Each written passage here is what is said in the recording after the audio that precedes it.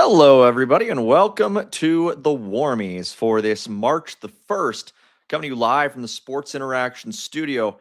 My name is Mike Gould, and folks, the Calgary Flames about to take on the Anaheim Ducks to wrap up a 3-game California road swing. Should be a lot of fun, and we'll just bring it right off the hop. Sports Interaction, the betting lines for the Calgary Flames against the Anaheim Ducks. Let's have a look at it. The Flames are not the favorites, as has been the case for most of this season. Plus 155, the Ducks at minus 190. The over-under a little bit higher than it was yesterday. That game against the Kings was a snooze fest. The over-under today at 6.5, contrasted to the 5.5 yesterday, and the spread at 1.5. The over-under the under is favored. The spread, we expect it to be maybe plus over 1.5 on that side. And the regular time result, as we expect, the Ducks, again, favored.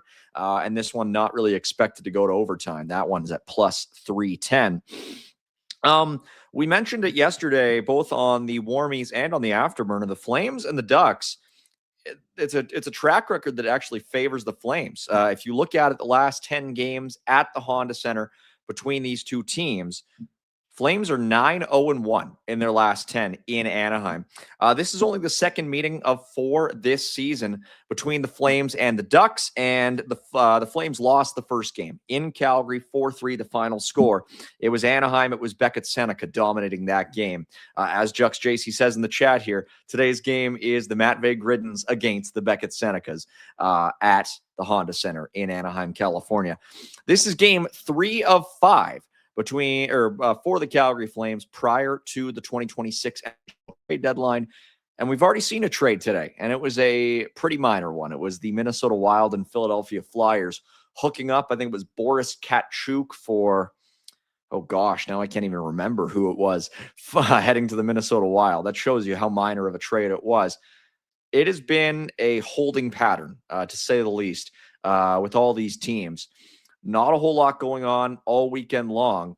And now it just sort of remains to be seen exactly how things will shake out as we move forward here the next few days. It does feel like teams want to get through this weekend and then see exactly how they need to reevaluate as we head into the coming days going towards the trade deadline. Glad to have you along with us. We will have a look at the lines, courtesy of the folks over at Daily Faceoff. These, of course, will sort of remain to be seen how they will be confirmed as we get towards the actual warm-ups at the Honda Center. We'll see if any changes actually come. One that we are expecting is that we will see Ryan Lomberg back in the lineup for the Calgary Flames this evening in Anaheim. And the same goes on defense. On the defensive side of things, we are expecting to see Braden Pachal back in the lineup. Not exactly sure how things will change, who will go in, who will come out. Most likely it will be Zane Parekh coming out of the lineup for the Calgary Flames this evening in Anaheim, and we're expecting possibly to see Ryan Lomberg coming in for maybe John Beecher as well for the Calgary Flames this evening. But yeah, those are some changes that we're expecting to see. And then between the pipes for the Calgary Flames in this evening's game will be Devin Cooley. Cooley is 7-6-3 this season with a .921 save percentage with the Calgary Flames. He does not have a shutout. He's made 19 appearances with the Flames this season. So that's sort of what we're expecting to see for the Calgary Flames in today's game. Whoa, camera going crazy. There we go. That's more like it. And then on the Anaheim Ducks side of things, let's have a look at the Ducks forward lines for today's game against the Calgary Flames. The one big absence that we're expecting is Troy Terry. Troy Terry on IR for the Anaheim Ducks. But still, it's a pretty good forward lineup. Chris Kreider, Leo Carlson, Cutter Gauthier on the top line for the Anaheim Ducks. Mason McTavish with Beckett-Seneca and Jeffrey Viel, who has actually been decent in an elevated role with the Anaheim Ducks since being acquired from the Boston Bruins.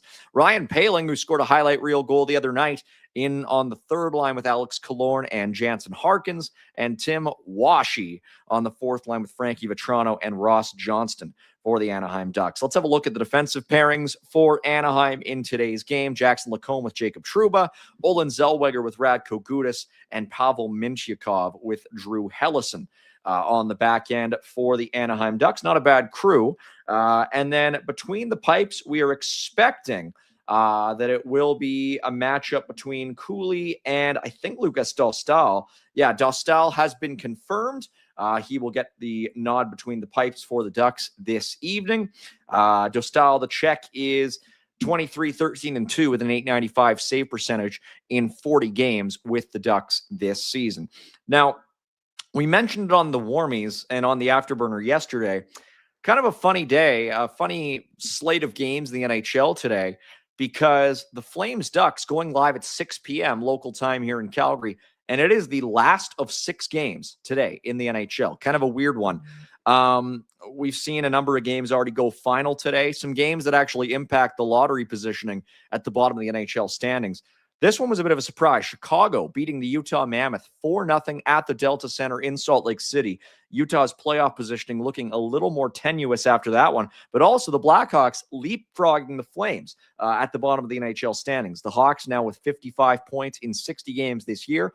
They are 1 point up on the Calgary Flames near the bottom of the NHL standings. This one also looking like it's just about to go final. We'll see. St. Louis taking a 3-1 lead now. Robert Thomas with an empty net goal. We weren't sure if Thomas would play today for the St. Louis Blues. He's been all around trade talks as we approach the deadline. Thomas with his 12th goal of the season. Pavel Buchnevich with the difference maker, 16-21 mark of the third period. And it looks like the Blues will defeat the Minnesota Wild. So a big win there for the St. Louis Blues. We saw the reverse happen so often leading up to the Olympic break, where the Blues would blow a lead or they would give up a late go-ahead goal and not get any points out of these games. Well, now the Blues, who entered today's game 2-7-1 in their last 10, pick up 2 very big points against the Minnesota Wild, and they now have 60 points, 60 games played, 53 points. So just 1 point back of the Calgary Flames, who have 54 points in 58 games. So the Flames obviously coming off a 2-0 loss to the LA Kings last night. And if they do lose to the Anaheim Ducks today in the second of a back-to-back, well, the Flames' lottery positioning would start to look a little bit stronger as we head into the last third of the regular season. Some other games that have gone on today. The Calgary Wranglers had their Hot Wheels game at the Scotiabank Saddledome, and they lost again, 3-2 in a shootout. Arseny Sergayev, now with a funny record this year, 3-5-7 with the Calgary Wranglers. He's lost 12 games, and 7 of them have gone past regulation time. Idar Suniev picked up his 13th goal of the regular season. Really good to see Suniev continuing to score at a good clip in his AHL rookie season. He's up to 13 goals in 44 games, but the Wranglers do lose in a shootout, looking more and more unlikely that they will maybe miss the playoffs in the AHL, which is kind of hard to do. A lot of teams make the playoffs in the AHL, but it's been tough with the Wranglers this season. Indeed, Derek Wills saying that Zane Parekh not on the ice for warmups, and Braden Pachal will draw back in. It's actually Marty Pospisil coming out of the lineup for the Calgary Flames here today. Some new looking forward lines. Connor Zary with Nazem Kadri and Joel Farabee on the top line for the Flames. Blake Coleman returns to his former spot on the Michael Backlund line with Matt Coronado. Then Morgan Frost centering a couple of Eastern Bloc wingers, Igor Sharangovich and Matt Bay-Gridden playing on a line together. I kind of like the sound of that. And then Johnny Beecher between Adam Klapka and Ryan Lomberg. So Marty Pospisil comes out for the Calgary Flames tonight. And then we see these new pairings again. Kevin Ball with Mackenzie Weegar, Jan Kuznetsov with Zach Whitecloud, and Joel Hanley with Braden Pachal with Devin Cooley between the pipes for the Calgary Flames in this one. So a bit of a different look. And indeed, that Blues Wild game has just gone final. So a very, very favorable out-of-town scoreboard for the Calgary Flames here tonight. Magic 1989 with a comment in the chat, and get your super chats in. We'd love to see some super chats benefit the youth centers of Calgary. Matt Coronado needs to get it going, and he's not alone. I mean, we said it on the Afterburner last night. Will the Flames have a single 20-goal scorer this season? It's really hard to say. I mean, if you look at the goal leaderboard, they've got a number of guys who are at 10 or more. Coronado is in first place with 14. Coleman and Backlund have 13. Farabee, Frost, and Kadri have 12. Sharon Govich has 11. Zary has 10. Huberto has 10. He's not playing again for the rest of the season. Rasmus Andersson had 10 before he was traded. It's a glut. I mean, there's a huge amount of guys on this team who are just stuck as far as goals are concerned. I mean, it's been a while since we've seen Yegor score. It's been a while, it feels like, since we've seen Frost score. It's a tough slog for a lot of these guys. When was the last season that Calgary didn't have a 20-goal score? Probably the lockout year, I think, when I think their leading scorer that year might have been Jerome, who, I mean, let's have a look back. 2012-13, their leading scorer that year was Curtis Glencross. He had 15 goals in 40 games. That wasn't even a full season. Camilleri had 13 goals. Tanguay had 11 goals. Yuri Hudler had 10. Cervenka had 9. Aginla had 9. Stempniak had 9. Backlund had 8. That was a shortened season. I mean, you look the following year, Sean Monahan was a rookie that year, and he had 20 goals. He had 22 goals as a rookie that year. And then Mike Camilleri had 26 goals that year. They were the only two 20-goal scorers on the Flames. Michael Backlund had 18. Hudler had 17. Stasian had 14. You look at last season. I mean, the Flames did have some scorers last year. Nazem Kadri had 35 goals. They only had 3 20-goal scorers last year, though. It was Kadri with 35, Huberto with 28, Coronado with 24, and then Sharon Govich had 17. So it's definitely a different type of season that we're seeing for the Calgary Flames. I mean, even in the shortened season due to COVID, if you go back to 2019-20, we're looking at, Tkachuk had 23, Lindholm had 29, Monahan had 22. The following year was only a 56-game season, and that year they only had they had a couple of 19-goal scorers. They had Lindholm with 19, Johnny Gaudreau had 19, Mangiapane had 18, and Tkachuk had 16. But of course, again, that's a 56-game season. This is a full 82-game season, and Matt Coronado is the leading goal scorer with 14, and he's been ice cold. It's going to be really hard for anybody on this roster to get up to 20. They're changing up the lines. Hopefully the new lines look a little bit better because, again, it's been a tough sled for a lot of these guys. You know who else has had a tough go of it is Rasmus Andersson. The Vegas Golden Knights have not been very good. And Rasmus Andersson, since this trade, has 1 goal and 4 points now, and I believe 11 games with the Golden Knights. It's been really, really rough. And it's really making me wonder, is Rasmus Andersson going to re-sign with the Vegas Golden Knights? They lost today 5-0 to the Pittsburgh Penguins, and they are still in the top of the standings for the Pacific Division, but sort of by default. Everybody in the Pacific seems to be playing some of their worst hockey right now. The Edmonton Oilers just lost their 4-6 in their last 10. Anaheim has won 4 straight, and they are now just 3 points back of Vegas for first in the Pacific. Wouldn't that be something if we see Vegas fall below Anaheim? Anaheim gunning for a 5th consecutive win today against the Calgary Flames. You want to talk about a team that is the opposite of the Calgary Flames. It might be these Anaheim Ducks. I mean, as we mentioned, they don't have Troy Terry right now, but Cutter Gauthier has got 26 goals. Leo Carlson's got 20. Seneca's got 19. Chris Kreider also has 20. Mason McTavish, Michael Granlund, Ryan Poehling. You look at the defensemen. Jackson Lacomb's having a great season. Jacob Trouba's got 10 goals this year. Jacob Trouba has 10 goals this season. That's a deep team, and they're going to make the playoffs this year for the first time since 2018. It is a much different look, and that is a team that has had some high draft picks, that has gotten some lottery luck, and the Flames, of course, looking to have the same thing happen to them this season. Mr. Watts in the chat, Mike Gould, since you think you're so good at doing impressions, please do an impression of the In the Dome boys talking about Parekh not playing tonight. Honestly, I don't think Mike and Jordan would be that upset about it. Parekh had a good game last night. I don't mind Parekh sitting out the second half of back-to-back. Not so much about Parekh, though. I'd like to see Braden Pachal get more games. Pachal has had an up-and-down year. It's been some tough sledding for him. And I do think Braden Pachal will be traded before the March 6th trade deadline. And I think you got to get this guy in the lineup to be able to show teams that he can play, show him what he can do. If I'm the Flames, I'm going to Pachal and saying, it'd be great to see you have a good game tonight, so you can prove to other teams that maybe you could be a regular with them. Because right now, Pachal is just a victim of circumstance. The Flames have Zach Whitecloud and Mackenzie Weegar on the right side. They have Parekh, who they want to get into games. They have Brstevich, who they'll want to get into games. And Pachal, undeservedly, I think, has been the odd man out, even though he is, in my opinion, an NHL caliber defenseman. And it's been tough to watch him at points this season because I think he's struggled to get into a rhythm. He hasn't been able to lock down a role where he probably deserves to. Now, the interesting thing is, and we've been hearing more and more this weekend about the Calgary Flames and the Buffalo Sabres. And I think Pachal makes a ton of sense there. I think Joel Hanley makes a ton of sense there. And I think Blake Coleman makes a ton of sense there. I think Ryan Lomberg makes some sense there. It speaks volumes to me that Lomberg and Pachal are both in today.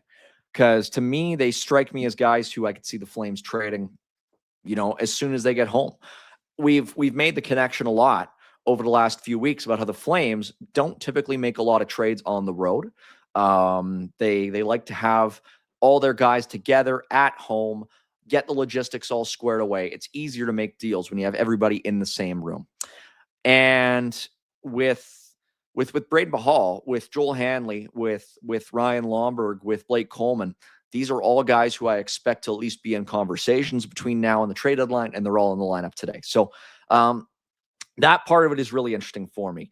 Let's have a look at one of the props from the folks over at from the folks over at Sports Interaction as we look at some of the different ways you can get in on the action with this game.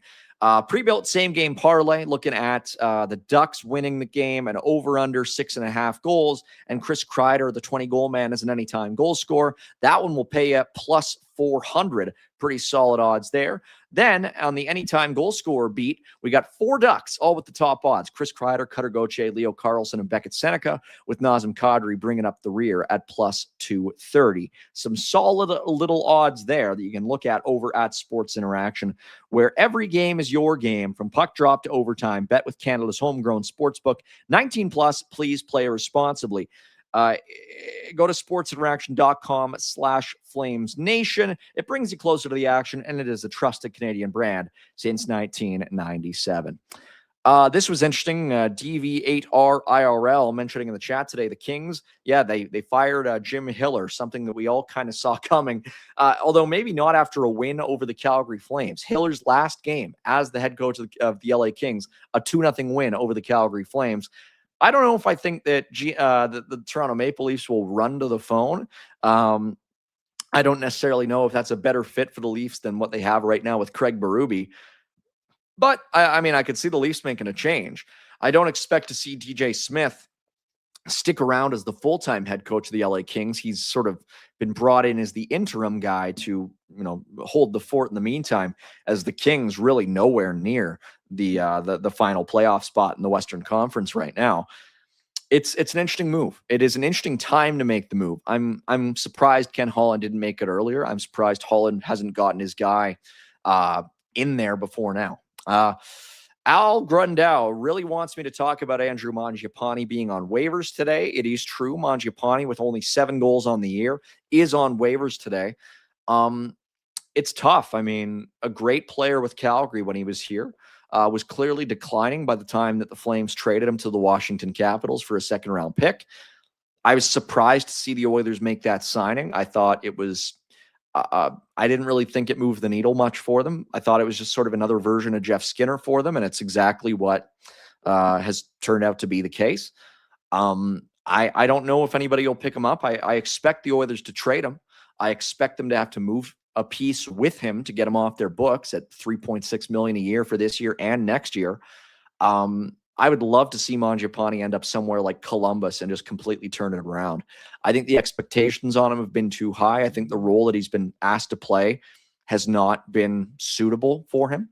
And we'll see. We'll see what happens with Andrew Mangiapane. I expect him to clear waivers. I don't think anybody's going to pick him up for free, not when the Oilers could pay to move him. So we'll see. I like the player. I think injuries have really hurt him. I think his shoulder, not being quite exactly what it was, has prevented him from being as good of a goal scorer as he was in Calgary, where he was a legit strong goal scorer up until his 35-goal season. RB in the chat with a super chat brought to you by the Youth Centers of Calgary. 279 saying Mackenzie Weegar was also a -2 in Jim Hiller's game. Weird. RB talking about Mackenzie Weegar is kind of like me talking about the Edmonton Oilers. It's just you can't account for it, can't you? I mean, it always seems to happen. Thank you. We appreciate it, RB, and we look forward to seeing you again on our post-game show. I will actually not be on the post-game show. It'll be our buddies Cami Kepke and Ryan Pike bringing you the afterburner this afternoon, or I guess this evening. It's so hard to parse this out. With it being afternoon, evening, it's light out all of a sudden. It's a March game. Now, this is interesting. Eric Francis tweeting out just a couple of moments ago.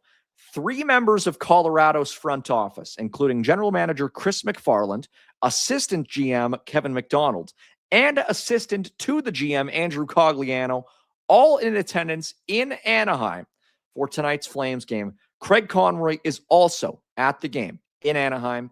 Will they be chatting about something? Wouldn't that be something?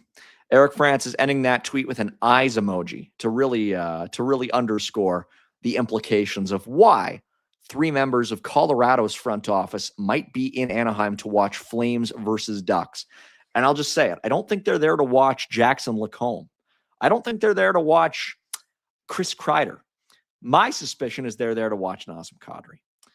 And wouldn't that be something? You don't see a GM of a buyer at the deadline going to a team or going to a game with 2 of his assistants for no reason, less than a week before the trade deadline. That to me feels like a face-to-face discussion between a couple of GMs. Very intentional. Very interesting. Wonder what might be on the docket for those guys. You know what I bet they might be discussing is all the prizes that you can win by playing Roll Up the Rim to Win. It's the 40th year of it. That's going on longer than the Colorado Avalanche have existed. They came into the NHL in 1995. And Roll Up the Rim to Win has been going on for 40 years now. And it's just better than ever because it's only around until March 22nd. You roll up the rims on the cups, but then you order in the Tim's app and you get the rolls that way too. You can get double rolls by ordering in advance. I do it. It's the cheat. You get just 1 cup of coffee and you get 3 rolls out of it. It's perfect. You order ahead, you go get those points, you get the extra rolls in the Tim's app. It's fantastic. Supplies last on the cups. The rolls in the apps will be available for more than 3 weeks as we still go forward here. So for more info, check out timhortons.ca/rollup. This episode brought to you by Tim Hortons, a great new partner for our show, for the Warmies, and it's only at Tim's. You can't get Roll Up the Rim to Win at just Joe Schmo coffee shop. You got to go to Tim's. You got to get the white hot chocolate. You got to get the double. If it's steep tea, if it's coffee, it's perfect. Lots of intrigue tonight. Lots of intrigue. I'm curious to see if there are any maybe late scratches for the Calgary Flames. Based on everything we've seen so far from our buddy Derek Wills, it looks like everybody is sort of accounted for who we expect. But a face-to-face conversation between Craig Conroy and Chris McFarland is something really to behold. And I don't think it's any accident that it's Eric who's the one that's tweeting it out. Here we go. Another super chat. Cheeks McGee, 5:56 p.m., $1.99, saying, should the Flames trade Marty Pospisil with Mackenzie Weegar? I don't really think so. I don't think Marty Pospisil is a guy who I would be trading at this point. He's got 3 years after this one on his contract, and he's not really making that much. He's making $2.5 million a year. Marty Pospisil is coming off a pretty severe injury. He is back. He's in, the Flames rotation of guys that can play. They're not playing him on back-to-back nights. I think it has something to do with him sort of getting back up to speed. $2.5 million a year for Marty Pospisil. I think that's perfectly fine value. And I think if you give him a little bit more time to build his value back up, in a couple of years, we could be looking at Marty Pospisil as a guy who is a sought-after middle six forward for a contending team. Sort of in the same vein of a Marcus Foligno type guy or a I don't even know. I mean, a Brandon Tanev type guy. He's got value, and I wouldn't be giving Marty Pospisil up willy-nilly.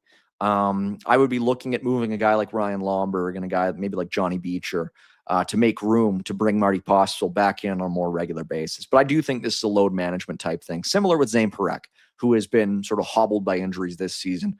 You don't want to let these guys get a little overburnt in the lineup on back-to-back nights when it really doesn't matter at this point. So that's a look at some of the stuff that we are keeping our eyes on for Calgary versus Anaheim tier today. The Flames back home tomorrow. That'll be interesting. As we talk about the Flames, they like to make these deals at home.